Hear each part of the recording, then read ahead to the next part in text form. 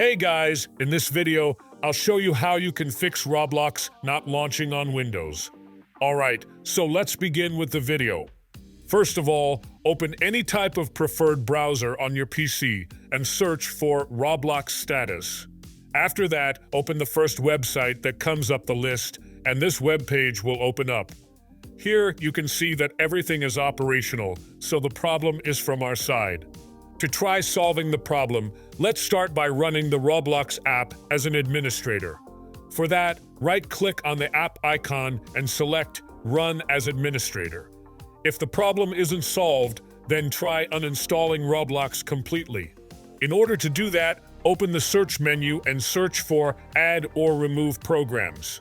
Now, open the first search result and search for Roblox. Here, click on the three dots icon at the right side and select Uninstall.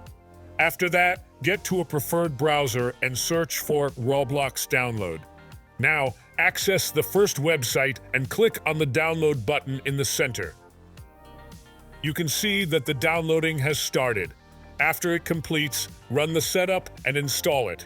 You can then try running Roblox and check if the problem is solved. If the problem still persists, press the Windows plus R keys on your keyboard and the Run app will open up.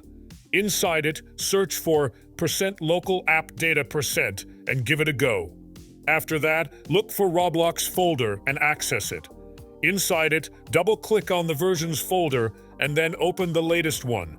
Now, all you need to do is open the Roblox Player app and it will run without any problems. So that's basically how you can fix Roblox not launching on Windows. So that's all for this video.